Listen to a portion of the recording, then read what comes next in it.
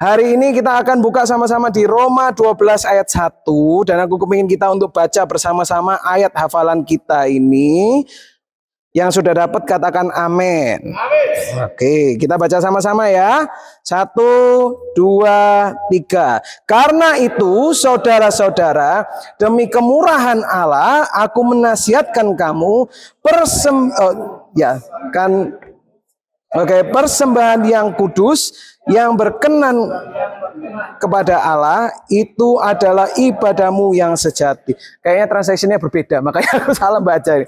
Tapi ayatnya mengatakan tadi, karena itu saudara-saudara, demi kemurahan Allah, aku menasihatkan kamu untuk mempersembahkan dirimu sebagai persembahan hidup yang kudus, yang berkenan kepada Allah, itu adalah ibadahmu yang sejati. True worship. Kalau bulan ini kita berbicara tentang worship, minggu lalu kita udah belajar tentang ada 3, ingat? Ada apa? Wah, gak ingat. Syaka, betul. Ada proskuneo, dan yang terakhir ada latruo. Latruo, syaka, proskuneo, dan latruo. Kita sudah belajar minggu lalu bersama-sama. Dan kita belajar bahwa kalau nyembah Tuhan, sini kalau nyembah Tuhan mungkin malu karena suaranya fales, atau nyembah Tuhan karena kita nggak bisa main musik. Apakah itu memberhentikan kita untuk menyembah Tuhan? Enggak, karena menyembah Tuhan itu jauh melebihi dari cuma nyanyi, melebihi dari cuma musik dan lagu. Worship itu adalah sebuah lifestyle, katakan lifestyle. Katakan gaya hidup. Worship itu adalah gaya hidup. Jadi semua yang kita lakukan itu bisa menjadi worship. Kita bisa jadi cuma ibu rumah tangga, kita bisa jadi cuma pekerja admin, kita bisa jadi cuma orang yang angkat-angkat barang, angkat-angkat beban. Tetapi dalam semua yang kita lakukan itu bisa menjadi sebuah penyembahan. Itu adalah mindset atau gaya hidup kita dalam worship, gaya hidup worship. Dan hari ini aku mau mempelajari lebih dalam lagi mengenai lifestyle of worship ini. Dan aku kasih judul firman hari ini yaitu adalah gaya hidup penyembah. Katakan gaya hidup penyembah. Gaya hidup seorang penyembah itu seperti apa? Kita sudah dengar banyak kali, lakukan semua yang kita lakukan ini seperti untuk Tuhan. Tapi maksudnya melakukan seperti untuk Tuhan itu apa sih? Apa maksudnya gaya hidup penyembahan? Apa maksudnya kalau kita melakukan semuanya ini untuk Tuhan? Kalau sini pernah nonton sepak bola, suka nonton sepak bola? Biasanya orang kalau habis cetak gol ngapain? Lari, wah, nunjuk ke atas, saudara, nunjuk ke atas. Apakah berarti kalau kita melakukan semuanya untuk Tuhan, berarti setiap apa yang kita lakukan, ngangkat beban, ya Tuhan, gitu kan? Apakah kayak gitu? Atau apakah setiap kali kita melakukan sesuatu, oh ya, ini untuk Tuhan? Apakah itu yang dimaksud ketika kita berbicara tentang gaya hidup seorang penyembah? Nah, hari ini aku pengen kita belajar bersama-sama dari 2 orang. Yang pertama adalah Yusuf, katakan Yusuf. Dan yang kedua adalah Daud, katakan Daud. Yusuf dan Daud, ini ceritanya luar biasa sekali. Pasti kalian udah tahu semua tentang Yusuf, tapi aku kasih sedikit mengingat kembali sedikit supaya untuk yang nggak tahu. Tapi Yusuf ini pertama, dia adalah anak yang muda, dia ini anak ke-11 dari 12, dan dia ini adalah anak favorit dari papanya. Dan karena dia ini anak favorit papanya, kakak-kakaknya ini nggak senang semua sama dia. Sampai suatu hari Yusuf itu diberikan sebuah mimpi oleh Tuhan, dia sampaikan ke kakak-kakaknya, 2 kali itu terjadi. Dan yang terjadi adalah kakak-kakaknya ini tambah mangkel sama Yusuf. Akhirnya mereka punya pemikiran, udah deh kita bunuh aja anak ini. Tapi karena ada satu kakaknya yang kasihan, dia bilang udah jangan dibunuh, kita lemparin aja dia ke sumur. Dalam pikirannya nanti aku akan selamatkan anak ini. Nanti adikku ini tak selamatin kalau cuma masukin ke sumur. Nah, ketika dilemparkan ke sumur, lalu kakak-kakaknya lihat kok kayaknya rugi ya cuma dimasukin dalam sumur sini. Ini ada orang yang datang, orang yang jualan, kita jual aja si Yusuf. Jadi akhirnya Yusuf dibawa, lalu Yusuf dijual ke mana? Ke Mesir. Dan dia dijual sebagai seorang budak untuk orang yang bernama Potifar. Dan di dalam rumahnya Potifar ini, Yusuf itu kalau firman Tuhan mengatakan, Tuhan menyertai Yusuf, dan apapun yang dikerjakan oleh Yusuf dibuatnya menjadi berhasil. Dan karena orang ini, Potifar ini melihat bagaimana Tuhan tuh memakai Yusuf secara luar biasa, bagaimana apapun yang dikerjakan oleh Yusuf ini menjadi berhasil, akhirnya dia bilang, oke deh, aku serahin semuanya ke kamu ya Yusuf, kamu aturin semua yang ada di rumahku ini, aku santai aja. Akhirnya Yusuf menjadi orang yang sangat dipercaya, tapi di dalam rumah itu ada orang yang nakal. Istrinya Potifar itu seneng kalau ngelihat si Yusuf. Karena apa? Yusuf ini ganteng, Yusuf ini muda, wah Yusuf ini pintar. Jadi si Yusuf ini digangguin terus sama Ibu Poti dan diajak, ayolah tidur sama aku. Tapi Yusuf bilang apa? Gak mau. Waktu dia suatu hari dia masuk sedang bekerja, gak ada orang di rumah itu. Wah, Ibu Poti ini gangguin sekali lagi. Waktu digangguin, apa yang terjadi? Yusuf melarikan diri dan dia meninggalkan jubahnya. Lalu yang terjadi adalah Ibu Potifar ini datang ke suaminya dan dia apa? Memfitnah Yusuf. Orang ini kurang ajar, ini orang yang tidak benar. Lalu Yusuf dibuang ke dalam penjara. Apakah ceritanya berakhir di situ? Tidak.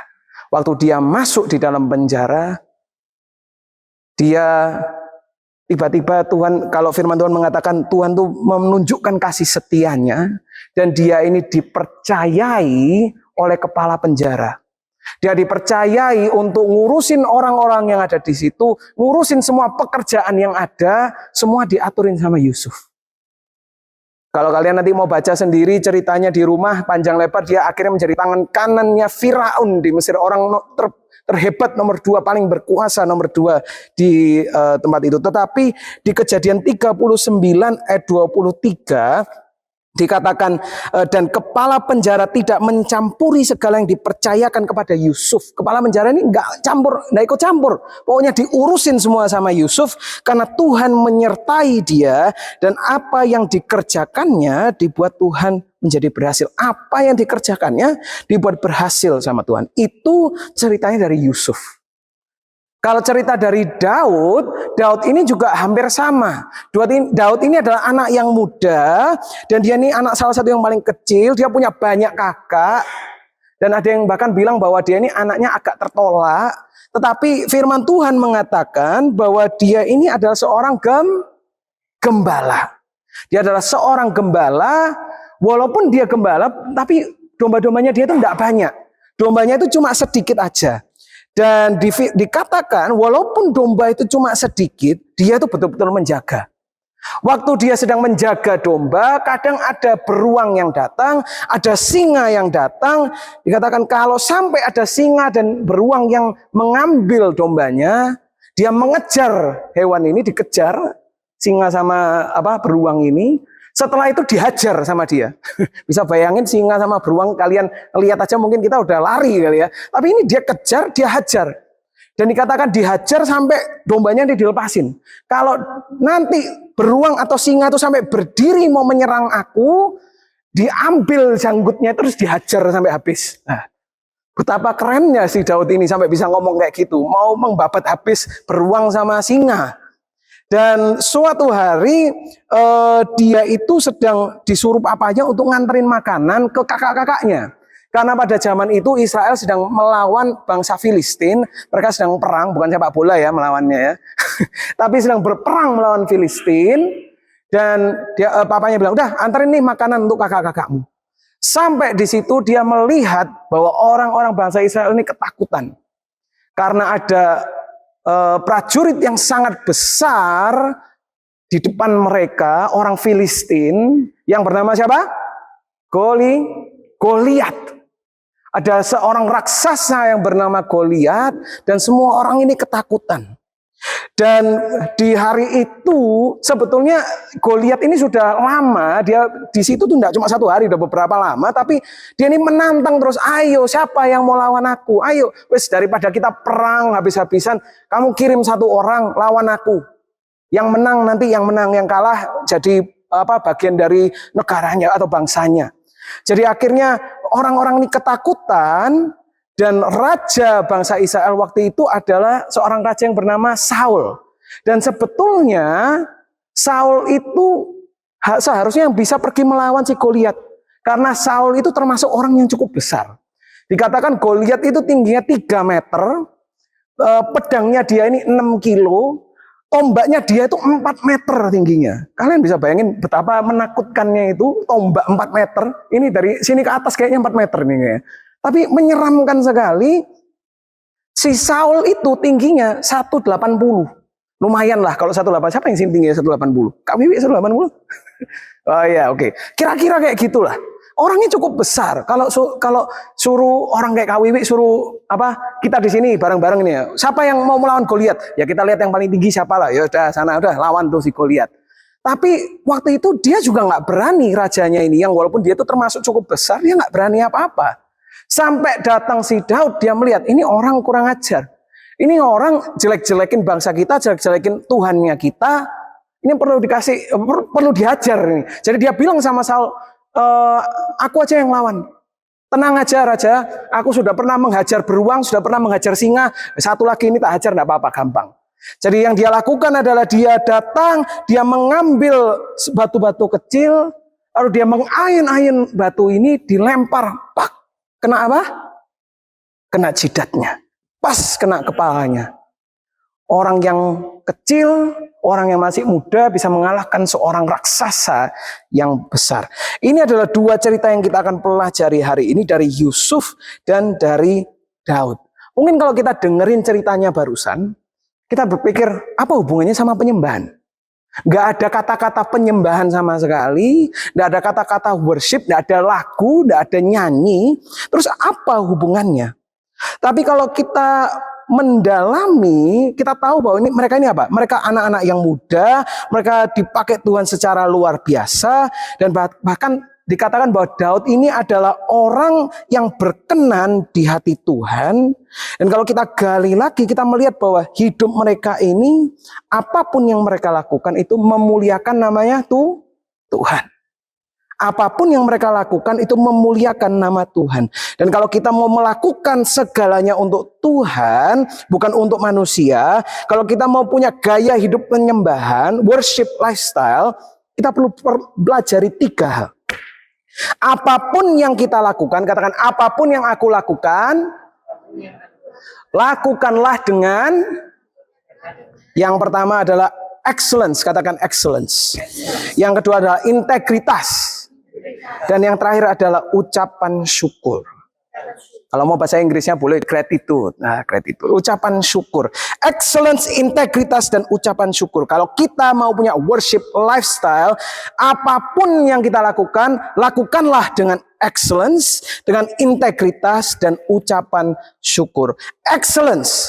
Excellence itu apa? Ada yang tahu? Excellence itu kalau ditranslatekan ke bahasa Indonesia, paling mendekati adalah sangat baik. Atau kualitas yang sangat baik. Siapa yang di sini di dalam pekerjaannya kalian merasa bahwa aku pekerja yang baik? Angkat tangan kalau merasa pekerja yang baik.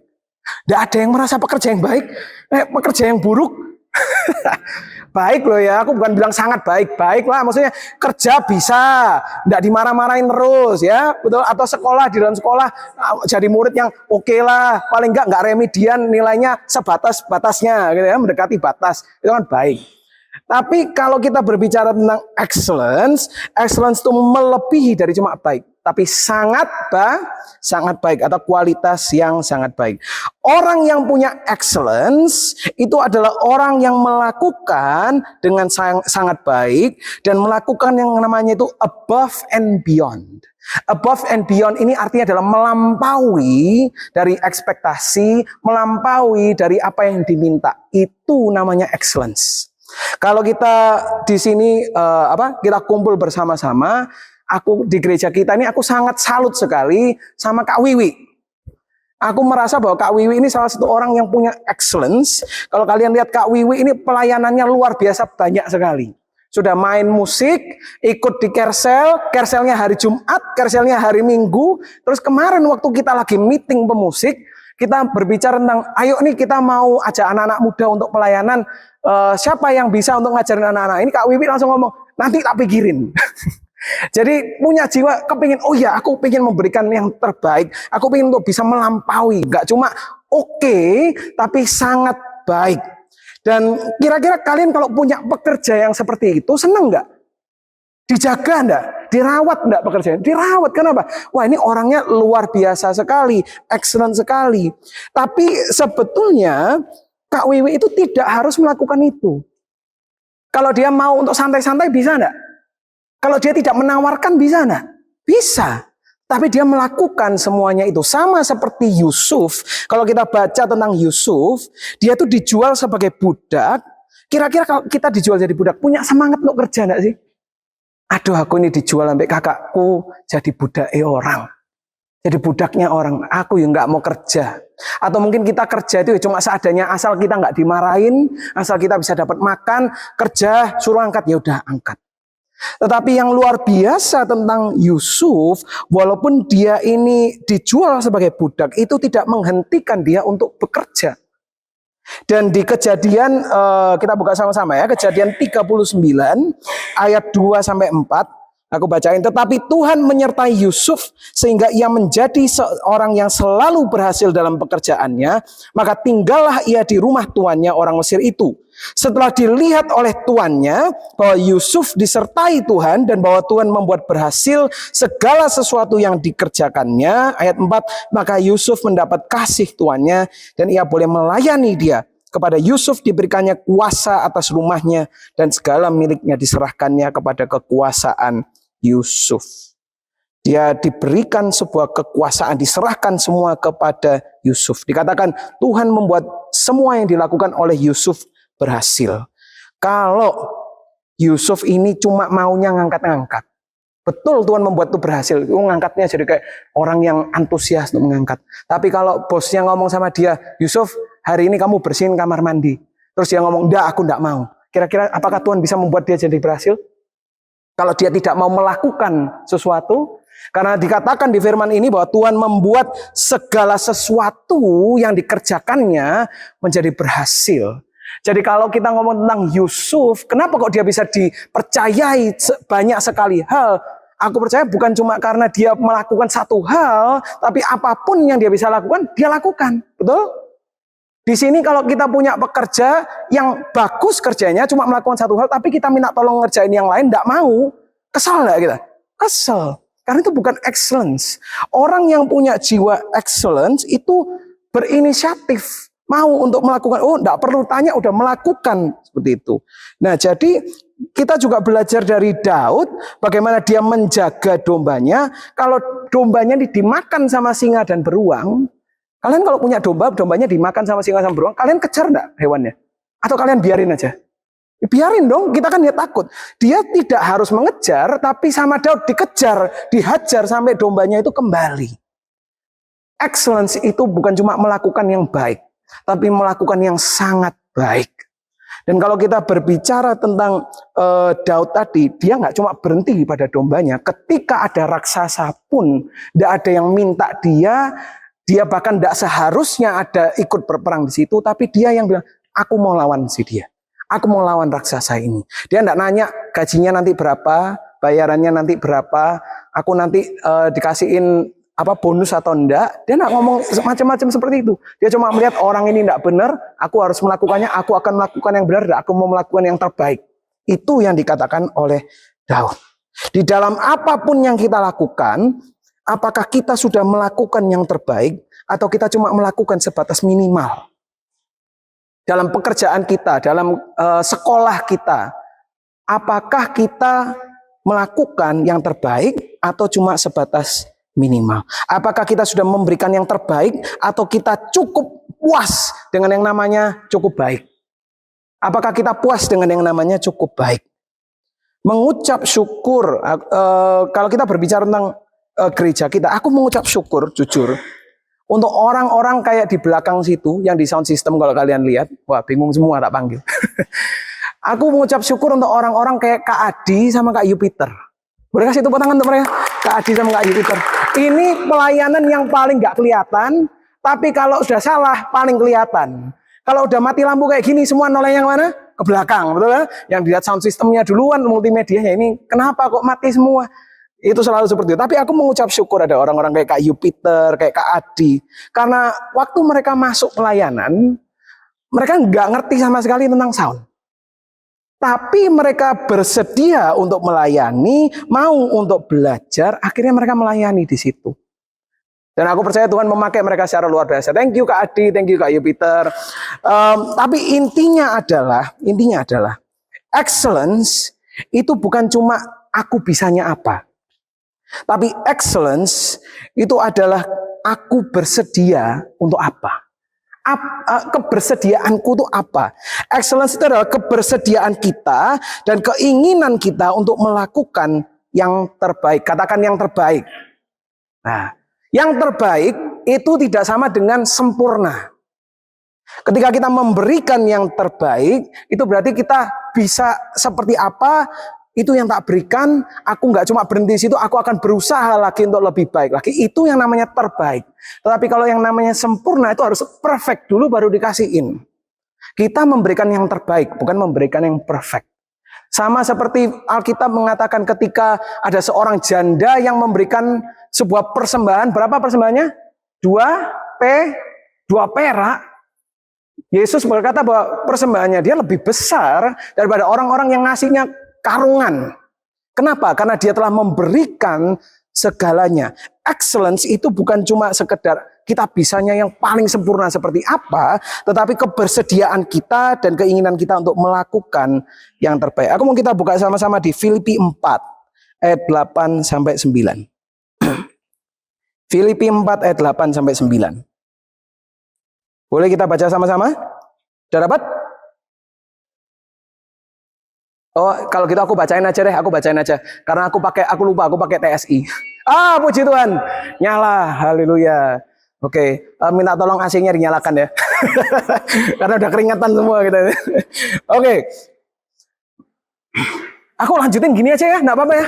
Aku lanjutin gini aja. Oke, aku bacain aja supaya kita jelas, supaya sama. Karena aku pakai translatean yang TSI, aku lupa. Dikatakan akhirnya saudara-saudari, arahkanlah pikiranmu kepada ajaran-ajaran yang benar dan apapun yang mulia, yaitu semua yang baik, yang memimpin kepada hidup yang apa? Yang benar dan terhormat, serta hal-hal yang murni, indah dan terpuji. Aku stop di situ dulu.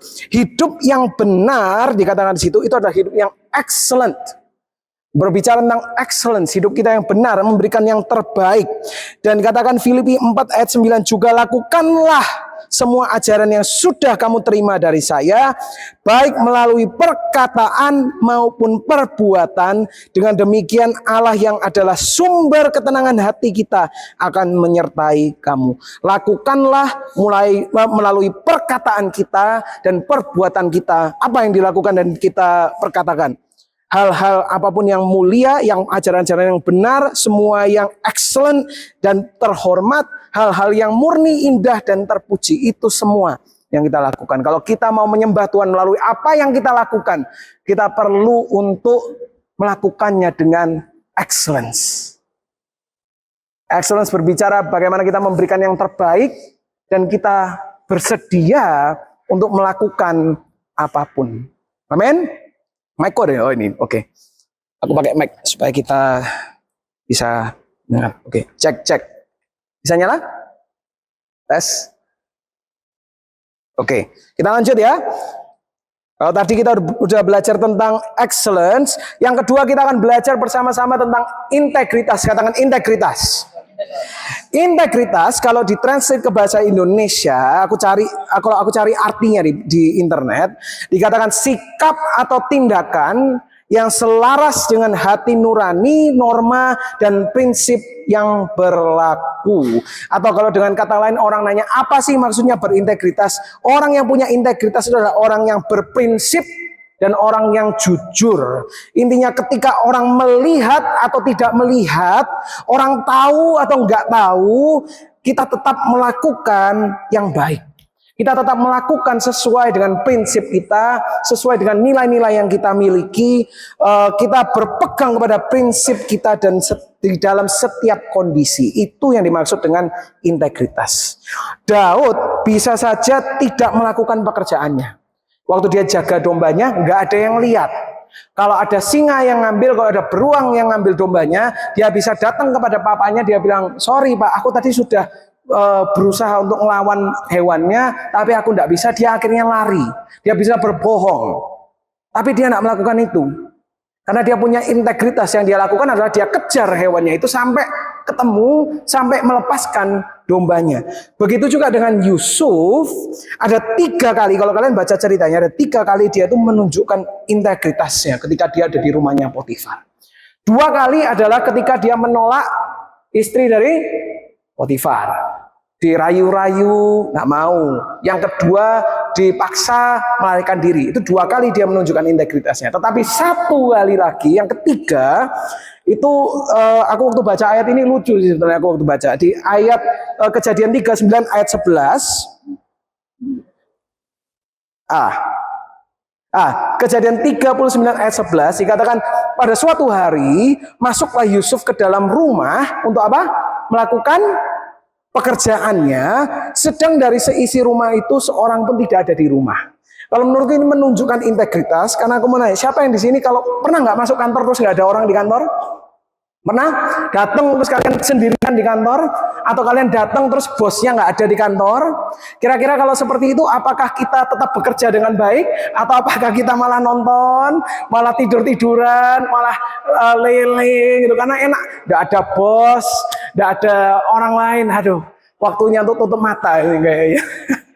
Oh, nonton Netflix, betul, nonton Netflix. Kayaknya pengakuan dosa Kak Wiwi ini kayaknya.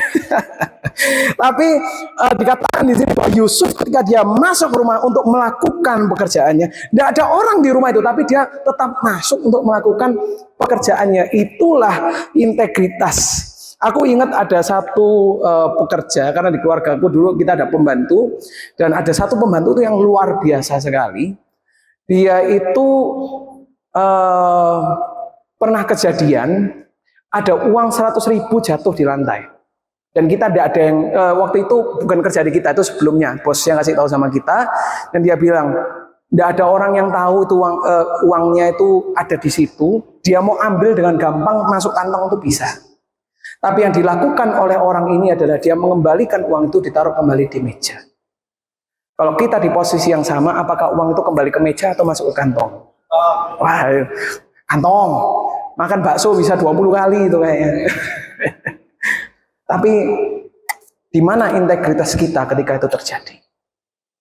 Integritas adalah ketika apa yang kita lakukan dilihat, tidak dilihat, diketahui, tidak diketahui, kita tetap berpegang kepada prinsipnya kita. Dan prinsipnya kita adalah kebenaran. Apakah kita hidup dalam kebenaran waktu orang lihat? Cuma waktu orang lihat, waktu di gereja? Atau apakah dari hari Senin sampai Jumat, Sabtu, sampai Minggu selanjutnya kita hidup berintegritas? Apakah prinsip-prinsip kita ini kita lakukan ketika tidak ada yang melihat? Kalau kita mau memuliakan Tuhan dengan apa yang kita lakukan, jadilah orang yang berintegritas. Karena apa? Orang yang berintegritas adalah orang yang bisa dipercayai. Amsal 21 ayat 3 mengatakan, Tuhan lebih berkenan pada cara hidup yang adil dan benar daripada korban persembahan. Tuhan lebih berkenan kalau hidupnya kita ini benar, adil, daripada memberikan korban persembahan, tapi hidupnya kita tidak benar. Apakah hidupnya kita benar ketika orang lihat dan ketika orang nggak lihat, ketika diketahui atau tidak diketahui? Apakah kita tetap memberikan yang terbaik, melakukan yang terbaik, excellence, ketika tidak ada yang lihat?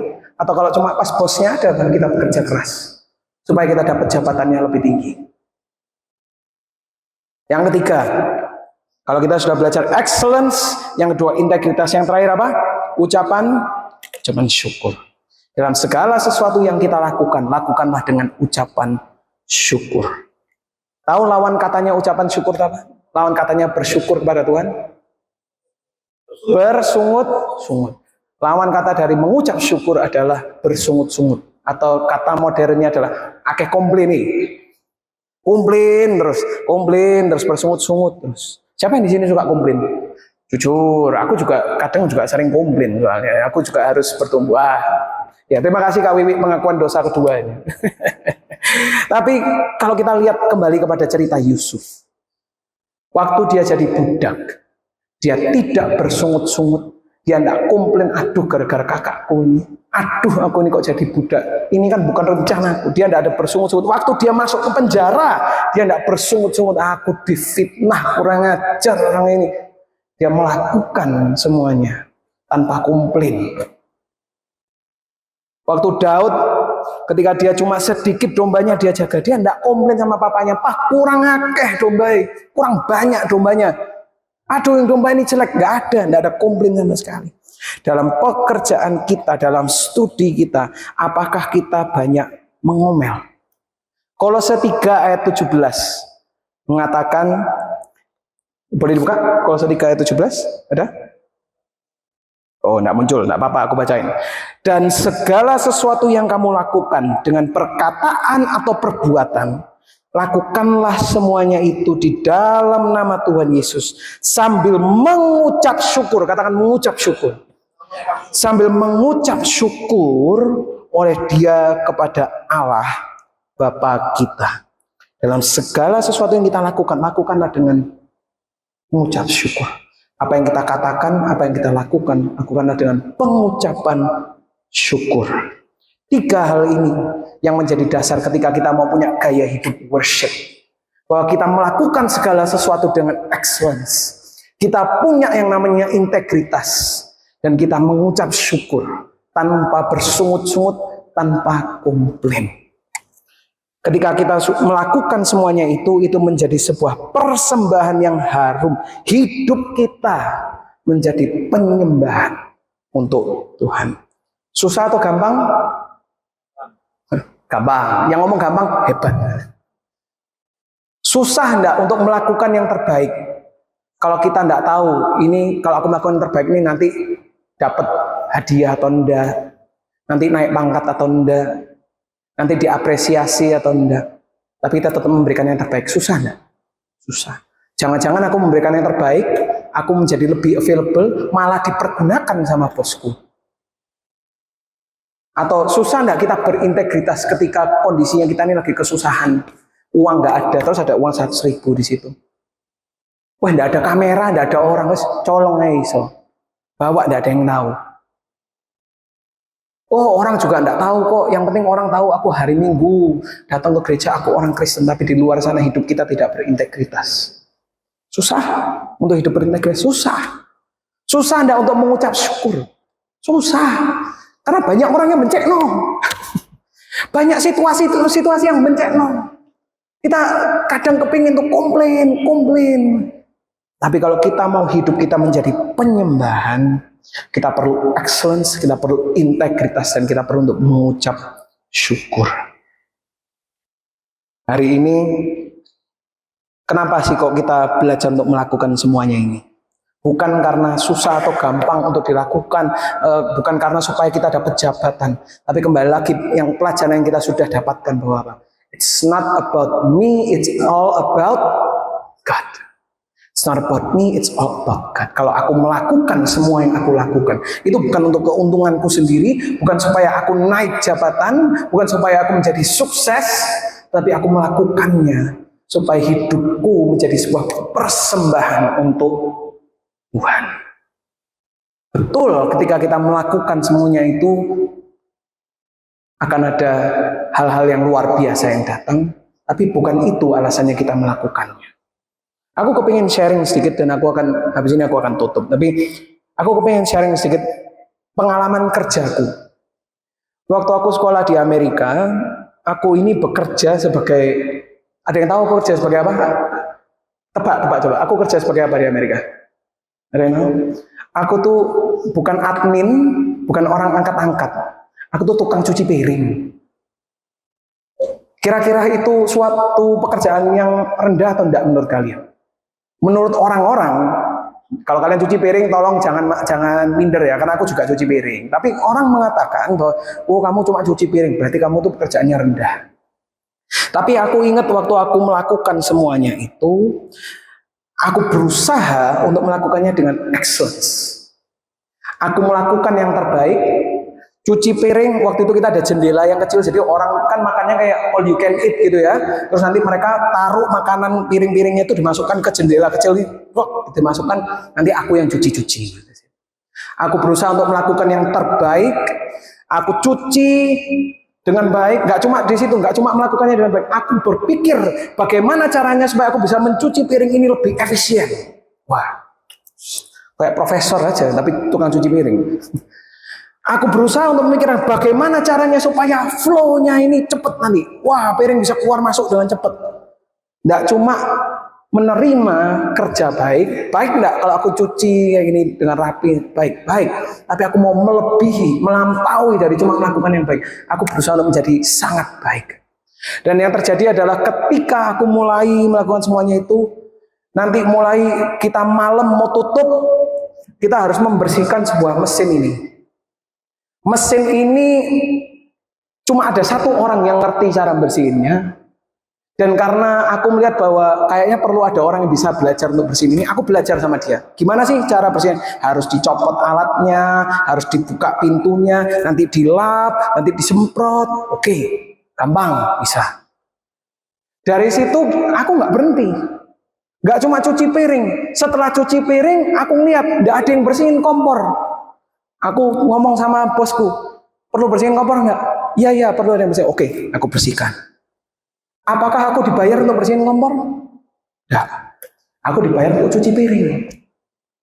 Tapi aku bukan datang ke bosku, kalau kamu mau aku untuk bersihin kompor, bayaranku naikin ya. Enggak, aku enggak bilang kayak gitu. Aku bersihkan. Sampai akhirnya aku cuma satu-satunya orang yang bisa membersihkan itu selain bosku. Dari membersihkan kompor, akhirnya aku dipercayai sama bosku. Aku nih perlu potong-potong sayur, kamu potongin sayur. Oke, potong sayur.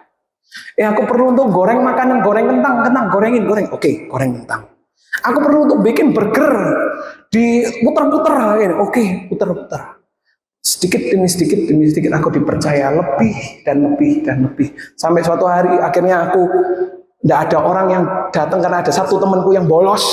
Terus aku dibilang, kamu bisa enggak bantu kamu yang kasihin makanan ke orang-orang. Biasanya yang ngasihin makanan ke orang-orang tuh butuh yang cantik sama yang ganteng. Kebetulan muka aku pas-pasan, tapi hari itu jadi enggak pas-pasan ya, cukup lah ya. Karena aku dipercaya, akhirnya aku yang bagiin makanan gitu. Wah, senang sekali. Tapi dalam semua yang aku lakukan, aku berusaha untuk memberikan yang namanya excellence. Enggak cuma melakukan yang baik, gimana caranya supaya aku bisa lebih baik. Aku juga berusaha untuk bekerja dengan integritas. Bukan berarti aku cuma nyuci dengan bersih, dengan hebat ini kalau cuma dilihatin sama supervisorku. Tetapi ketika orang-orang itu tidak ada, ketika aku cuma sendiri nyuci piring, aku berusaha dengan baik untuk nyuci. Waktu teman-temanku semua, kalau di tempat kerjaku tuh, teman-temanku tuh anak-anaknya, kalau aku mau ngomel tuh bisa nggak? Bisa. Kenapa? Karena begitu jamnya mereka sudah selesai, ditinggal. Kalau orang ngomong tuh namanya tenggo, udah tenggo, udah pulang, hilang. Bisa enggak ngomel? Bisa ngomel. Mangkel enggak? Mangkel. Sebetulnya aku juga bisa kalau mau pulang jam 9 aku, ini bukan urusanku, urusanmu bos. Bisa enggak? Bisa. Tapi aku mau berusaha. Aku enggak mau kayak yang lainnya. Aku mau hidup berintegritas. Aku mau kalau kerja, aku kerja sampai selesai. Dan yang terakhir, mengucap syukur. Kadang kalau orang masukin piring, itu kayak dilempar sama orang. Mangkel nggak? Mangkel. Tapi aku berusaha untuk tidak marah-marah. Malah yang aku lakukan adalah begitu mereka menaruh sesuatu di situ, aku ngomong thank you. Heran nggak? Biasanya di sini kalau kita piringnya diambil, kita terima kasih Pak, terima kasih Mas, terima kasih Bu. Ini orang yang dikasihin piring kotor yang ngomong thank you. Sampai akhirnya orang-orang bingung semua. Kenapa kok aku naruh piring kotor? Kok malah aku yang diterima, aku yang dapat terima kasih? Oh, thank you ya, thank you. God bless you, Tuhan berkati. Ya, terima kasih. Have a good day.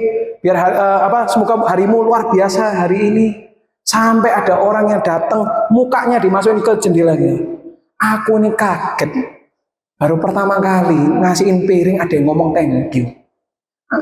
Orang diberkati melalui apa yang aku lakukan. Apakah aku menyanyi? Enggak. Apakah aku main musik? Apakah aku memberikan sesuatu ke dia? Enggak. Cukup dengan aku melakukan yang namanya excellence, punya integritas dan mengucap syukur, kita bisa menjadi berkat untuk orang lain. Enggak cuma di situ. Setelah dari pekerjaanku, aku juga punya pelayanan di luar situ. Dalam pelayananku, aku kalau sekolah itu jam 7 sampai jam 12. Jam 12 sampai jam 5 itu aku pelayanan. Jam 5 sampai jam 9 aku kerja. Jam 9 sampai jam 11 aku pelayanan. Wih, penuh gue jadwalnya. Dalam pelayananku, aku berusaha untuk menunjukkan gaya hidup worshipku ini. Aku melakukan yang terbaik. Aku memberikan yang namanya excellence. Kita tuh dulu punya pelayanan ngeprint baju, sablon baju. Siapa yang sini pernah nyablon baju? Ada? Atau pernah beli baju? Ya pasti pernah kalau beli. Tapi untuk melakukan semuanya itu tidak gampang. Dan pelayanan itu yang paling sedikit orang yang mau ikut. Kenapa? Karena kerjanya setiap hari, terus nggak dapat pengakuan apa-apa. Itu untuk orang-orang yang pengangguran biasanya. Dan orang-orang yang nggak masuk kemana-mana. Jadi kalau di pelayananku kita audisi untuk ikut tim PAW, kita mau ikut di tim Asher. Tim untuk bikin baju ini adalah tim buangan. Jadi aku bagian dari tim buangan. Dan waktu aku berusaha dengan baik untuk melakukan semuanya itu, tidak ada pengakuan. Tidak ada ketua yang, tidak ada kayak pendetanya tiba-tiba, wah ini luar biasa semuanya kasih tepuk tangan. Tidak ada. Cuma ketua aku satu yang ngomong, thank you ya Joshua udah hadir hari ini. Yuk, udah selesai kita pulang ya. Nah, gitu tuh setiap hari. Tapi aku berusaha untuk melakukan dengan excellent. Aku berusaha untuk melakukannya dengan integritas, bukan untuk cari muka. Tapi aku memang betul-betul membantu. Dan aku melakukannya tanpa ngomel-ngomel. Aku berusaha dengan mengucap syukur. Wah, thank you Tuhan, aku dikasih kesempatan untuk melayani. Aku dikasih kesempatan untuk melakukan sesuatu. Tim buangan itu, kita bisa berubah menjadi tim di mana semua orang tuh kepingin ikut timnya kita. Aku sampai heran. Betapa hebatnya tim yang waktu itu isinya orang buangan, sekarang orang tuh berlomba-lomba kepingin untuk ikut timnya kita. Karena apa? Karena mereka melihat bagaimana aku, adikku, teman-temanku, kita semua yang di dalam tim itu melakukan semuanya dengan excellence, kita melakukan dengan integritas, dengan mengucapkan syukur. Orang juga kepingin untuk bisa kayak gitu. Itu yang namanya penyembahan melalui apa yang kita lakukan. Bukan cuma musik, bukan cuma nyanyi, bukan lagu. Tapi dalam semua yang kita lakukan dengan excellence, katakan integritas, dan katakan ucapan syukur. Excellence, integritas, dan ucapan syukur. Semakin kita melakukan semuanya untuk Tuhan, semakin kita akan dipercaya, dan semakin banyak kita bisa memberkati orang lain juga. Amin. Mau hidup kita memuliakan Tuhan? Boleh aku minta tim present worship untuk naik ke atas. Excellence, integritas, dan ucapan syukur. Biarlah apapun yang kita lakukan untuk Tuhan dan untuk memuliakan nama Tuhan. Gimana caranya kita mau jadi garam di dunia ini? Kalau kita adalah garam yang tawar. Gimana caranya kita mau mengubahkan dunia ini kalau kita sama aja dengan dunia ini? Kalau kita mau untuk mengubahkan komunitas kita, kalau kita mau untuk nama Tuhan dipermuliakan di tempat dimanapun kita berada, kita harus jadi orang-orang yang berbeda. Teman-teman kerja kita, teman-teman sekolah kita bisa cuma melakukan yang namanya minimal. Tapi aku sebagai pengikut Tuhan, aku mau memberikan yang terbaik. Bukan untuk bos, bukan untuk orang lain, tapi untuk Tuhan. Aku mau melakukan segala sesuatu, diakui gak diakui, diketahui tidak diketahui. Aku melakukannya untuk Tuhan. Dan aku tidak akan ngomel, aku tidak akan bersungut-sungut. Apa aku melakukannya dengan penuh pengucapan syukur. Karena Tuhan itu sudah baik dalam hidupku. Be different.